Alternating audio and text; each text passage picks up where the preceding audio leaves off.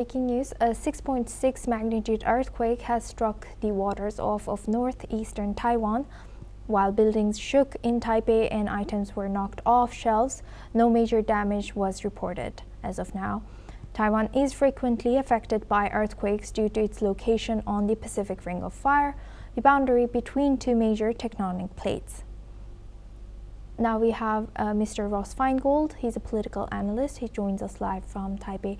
Thank you very much, Mr. Feingold, for joining us for this breaking. I hope you're staying safe. Please let us know what more has happened and what were you doing right now? About 35 minutes ago, here in Taiwan, there was a big shake. According to my own discussions with people I know across Taiwan, as well as from media reports, it was felt from the top of the island, where I am in Taipei in the north, all the way to the southern tip of the island where Kaohsiung City is. The epicenter was not too far from Taipei. It was on the northeast coast in an area called Yilan. Media is showing photos of goods falling off of convenience store shelves. So we're very prone to earthquakes here. We're used to it. It's always very scary when it happens because in the first instance, you don't know how big it is. You don't know if you're in the epicenter or if you're a distance from the epicenter. You don't know if there are going to be aftershocks. So at the moment, we're still waiting for reports about whether or not there was any serious damage in areas closer to the epicenter. Right. Thank you for sharing that, Mr. Feingold, and I hope you stay safe over there. Thank you. Now we move on to our next news, to Europe. Switzerland's top military commander has warned that the country cannot defend itself against a full-scale attack and must urgently increase defense spending as security risks from Russia rise. Armed Forces Chief Thomas Suesli has told Swiss media the military is prepared for cyber attacks and sabotage by non-state actors, but lacks the capacity to repel a large-scale assault. He has said that only about one-third of Swiss soldiers would be fully equipped in a real emergency. Highlighting serious capability gaps, Switzerland has begun raising defense spending, upgrading artillery and ground systems, and also replacing aging fighter jets with US-made F-35 aircraft, but the plans face criticism over rising costs and tight federal budgets. Suesli has said the war in Ukraine has not significantly changed Swiss attitude towards defense, partly due to the country's distance from conflict and a mistaken belief that, in his words, neutrality alone guarantees safety. He has warned that neutrality only works if it can be defended, adding that at the current pace, Switzerland would not be fully prepared until around 2050. A timeline he said is too slow given today's threats.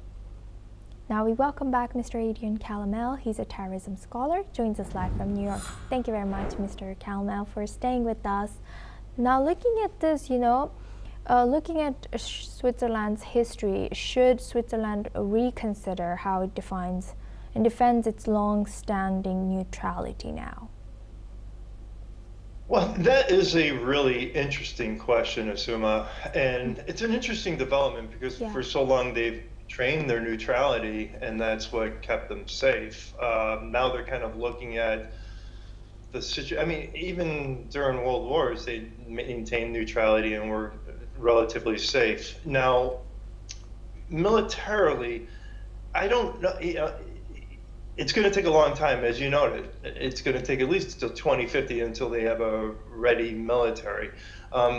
This is something that seems like it's a really kind of a knee-jerk response. If I was Switzerland, given their state in the international banking and everything, they should be really, if they're going to spend their defense spending, spend it on the electronics, spend it on the cyber capabilities of being able to defend against brute attacks on any type of systems such as railway systems, banking systems, anything like that.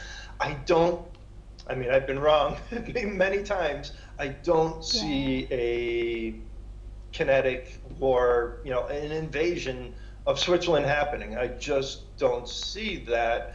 But then again, Switzerland's taking a look around the globe and saying, there's these fights breaking out all over the place. Russia seems rather expansionist right now. But, I'll go back to Putin wants to, in my estimation, do the best you can restore the countries that were part of the Soviet Union. Switzerland was not part of that. It was always an independent part of that. And Switzerland is still so strongly connected to the Western world. I think they need, and they do have the West support if something should happen. It would be an international incident of epic proportions if Russia did and Putin did try something with Switzerland.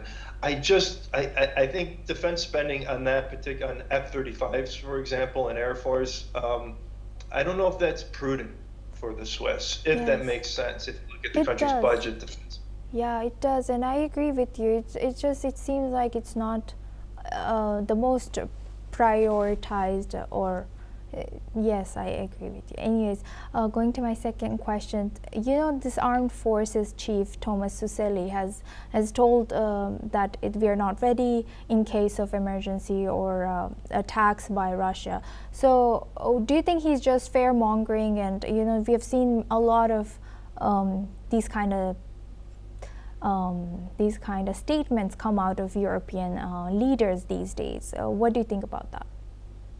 Yeah, I think what he's trying to do is show that Switzerland's not a pushover here, that we're not going to be pushed over. Just, we are an independent country, Switzerland. Our sovereignty, neutrality has kept us a sovereign nation for years upon end, and now we don't want that threatened by this expansionist policy. I see Switzerland just falling in line with the rhetoric of the rest of the European nations. Not that it's wrong. Yes. I think it's good to have a forward posture on this, but to talk about beefing up your military to scale off an invasion, it seems kind of out there. Yes, and lastly, since Switzerland has traditionally relied on neutrality for security. So as Switzerland, as it kind of pushes to build up its military, what political obstacles stand in the way of accelerating military preparedness in Switzerland? Well, some of the obstacles are that, if the United States starts selling F-35s to Switzerland, then I hate to say this because then you say, okay, there's going to be a reaction to this, and Putin is going to have a reaction, and that's going to immediately put him on war footing against Switzerland. So when I see these type of moves, it makes me nervous because it seems rather antagonistic. I could see, defending, using defensive measures to protect Switzerland, but as soon as you start talking about these offensive military capabilities, these are the things that are going to start to create, conflict that is going to have to be spoken through with Putin. All of a sudden, Putin's going to say, "Oh, is Switzerland causing me a problem now?" And I don't think Switzerland needs to put themselves in the crosshairs.